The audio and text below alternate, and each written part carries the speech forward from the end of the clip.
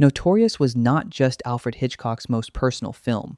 It was a $2 million espionage thriller that put its director under Federal Bureau of Investigation surveillance for 3 months, was sold by its own producer, complete with director, stars, and screenplay, as a package deal to raise cash for a Western the producer cared about more, written around a MacGuffin that the government considered a classified secret 18 months before anyone had publicly announced the Manhattan Project, and built around a love story whose moral argument was so dark that the studio's marketing materials refused to acknowledge what it was actually saying. We are digging into the wreckage of Notorious with 20 dark secrets the studio tried to bury, secrets locked inside the Hitchcock-Truffaut interviews, Selznick's correspondence, Federal Bureau of Investigation surveillance records, and the biographical archives of a director who understood, better than any of his contemporaries, that the most dangerous thing in a film is not what happens on screen, but what it makes the audience complicit in. The word notorious in 1946, American English carried a specific gendered charge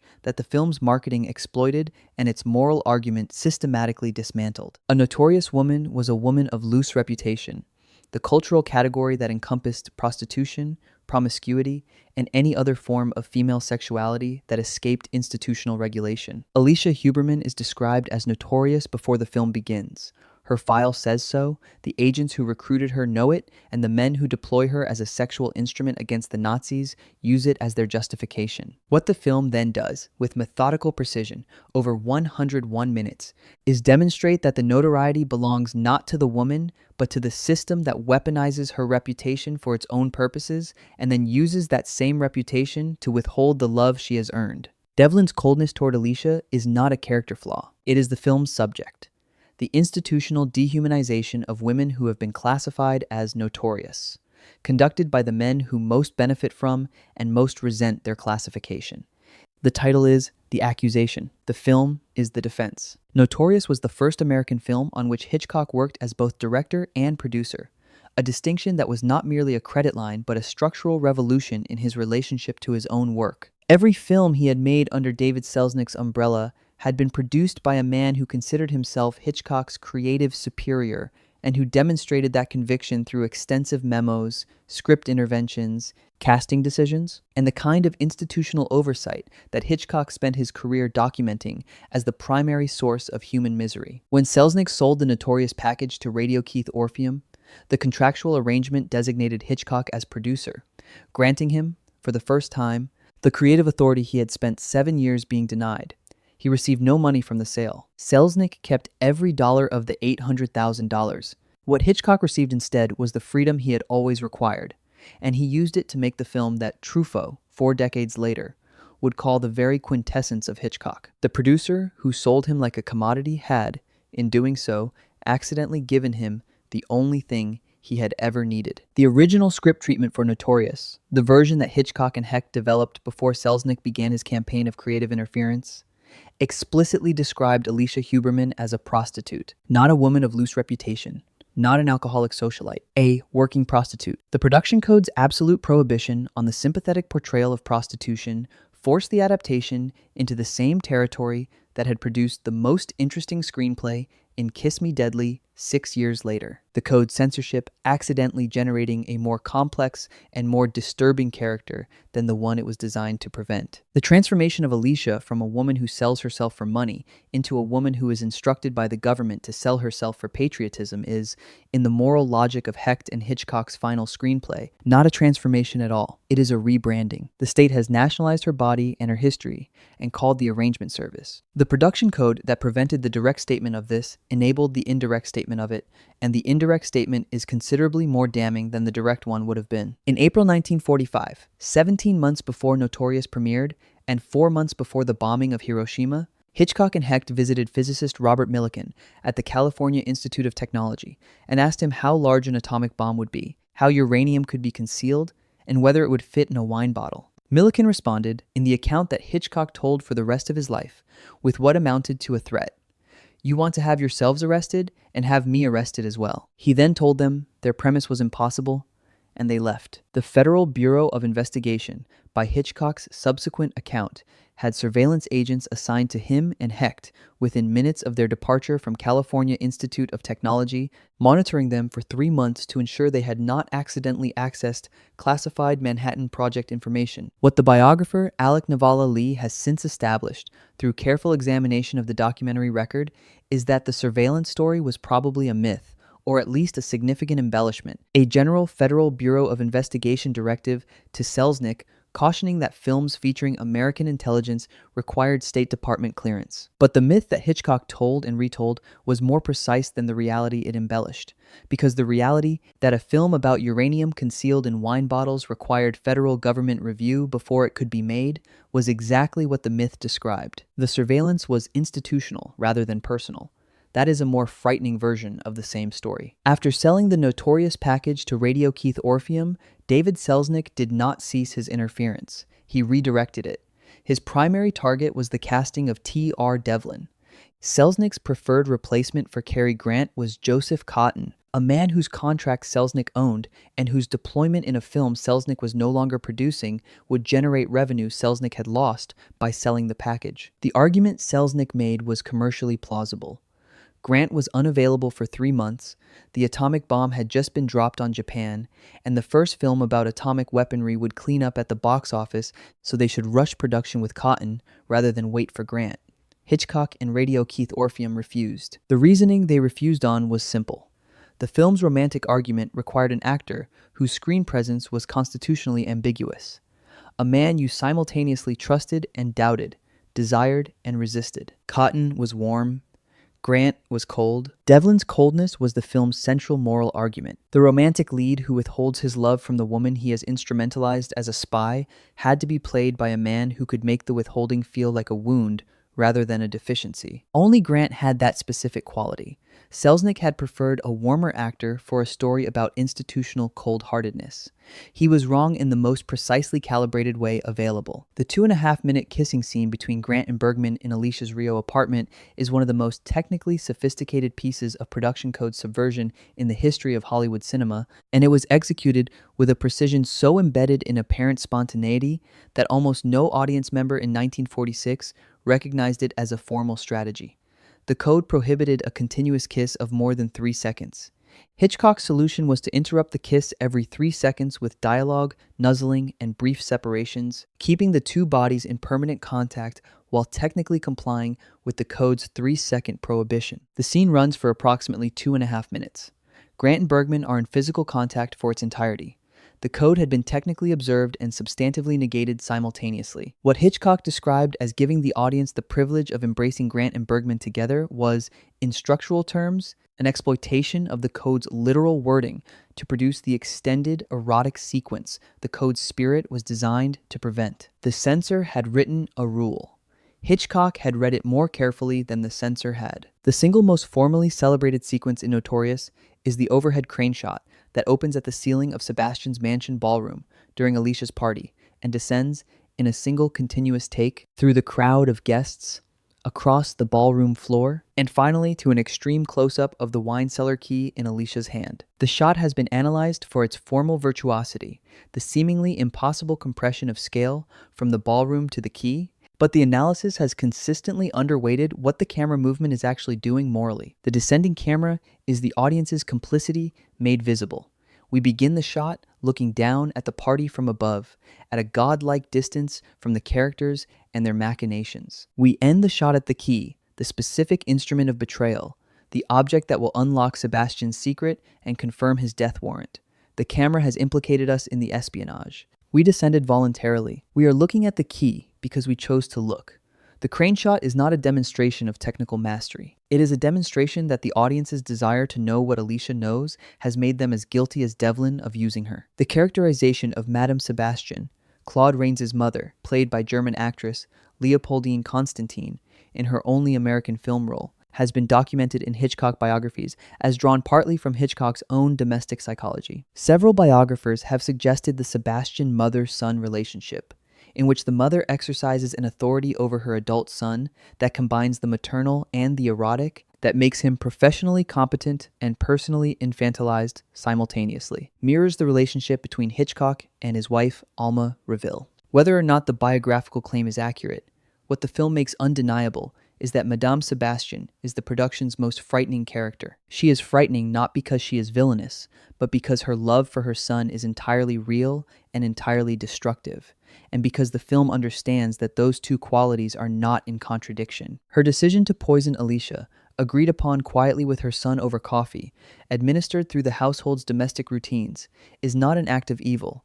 It is an act of protection. The film shows us a mother protecting her child. It shows us this and allows us to be terrified by it without ever instructing us to be. Leopoldine Constantine had spent 3 decades performing with Max Reinhardt's legendary theater company in Europe, one of the most distinguished stage careers available to a German actress of her generation, and had appeared in several European films before the Nazi period made her continued presence in Germany impossible or untenable. She came to America. She made Notorious. She was paid a meager salary for a fifth billed role, despite the specificity and the authority of her performance. Notorious was her only American film and her last screen appearance on record. The woman who had acted for 30 years with one of the greatest theater directors in the world appeared once in Hollywood, created one of the most disturbing maternal figures in the history of the American thriller, and was then not heard from again in any professional capacity. The performance she gave, quiet, precise, operating through domestic suggestion rather than melodramatic declaration, has never been adequately recognized in the critical literature on the film. Every analysis focuses on Grant, Bergman, and Rains. Constantine, who made them all more frightening by existing in the same frame, spent her one Hollywood appearance being paid less than she deserved, and then disappeared from the record entirely. Hitchcock's working method with his female leads was, in the accounts of almost everyone who experienced it, characterized by extreme control and minimal interpretive latitude, the famous perception of actresses as cattle, the insistence on pre-visualized performance rather than discovered performance. The exception, documented in the production records, was Bergman. According to biographer Patrick McGilligan, Hitchcock gave Bergman a considerable amount of freedom in how she chose to play Alicia, particularly in the film's early character-building scenes, the party, the drive, the morning after encounter with Devlin in her bedroom. This was, McGilligan notes, rare for a director known for meticulously planning everything. The rarity has a precise explanation. Bergman was the one element of the production that Hitchcock genuinely did not know what to do with. She was not a Hitchcock blonde in the sense of the later films, not designed and refined and adjusted toward his fantasy. She was already formed, already herself, already carrying a screen authority that his control would have diminished rather than enhanced.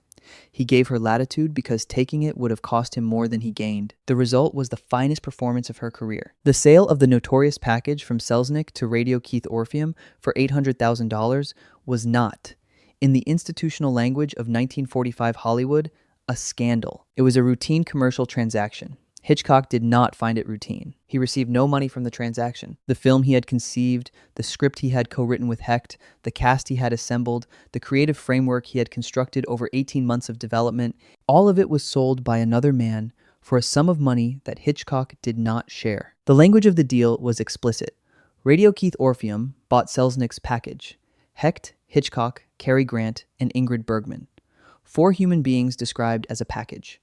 Hitchcock's own description of this moment in the Truffaut interviews carries the specific dryness of a man who has processed his fury into narrative. "We were sold as a package," he said and paused, and continued. The pause is audible in the transcription. What it contains is the experience of discovering that you are someone else's commodity, that the creative authority you exercise belongs, in the institutional architecture that surrounds you, to the man who holds your contract. Notorious is a film about a woman who is sold as a package.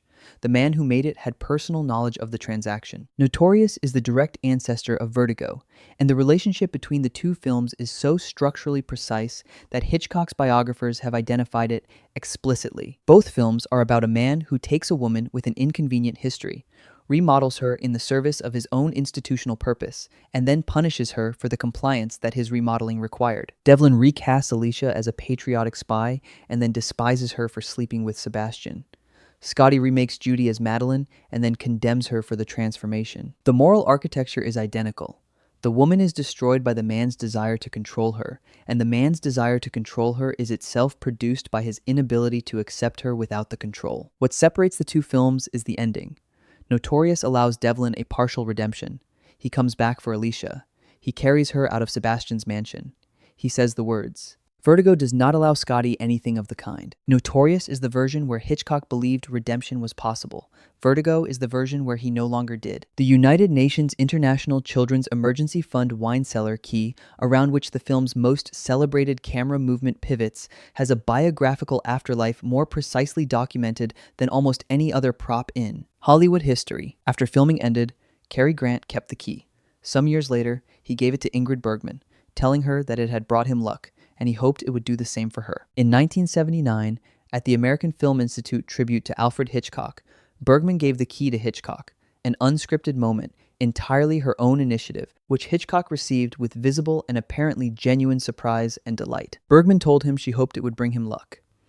Hitchcock died on April 29, 1980.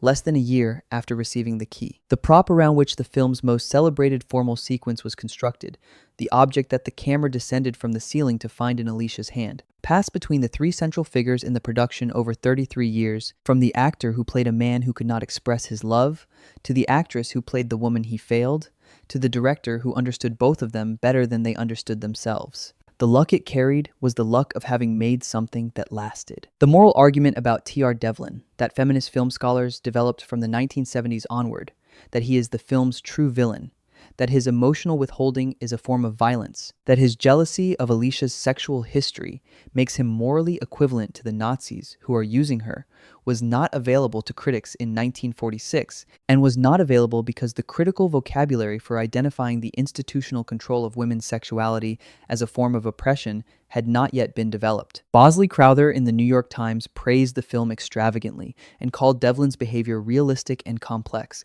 without identifying it as abusive. The reviews that praised Cary Grant's subtlety were praising the precise calibration of a performance whose subtlety consisted of making cruelty look like restraint. Tanya Modilewski and other feminist scholars who subsequently argued that Devlin embodies patriarchal anxiety over female sexual agency, using Alicia's notorious reputation to justify his own withholding of the love she has earned through suffering, were not imposing a foreign critical framework on an innocent entertainment. They were naming the argument that Hitchcock and Hecht had already made in the film, in language that 1946 criticism had no equipment to receive. Bosley Crowther of the New York Times greeted Notorious in August 1946 with one of his more extravagant endorsements.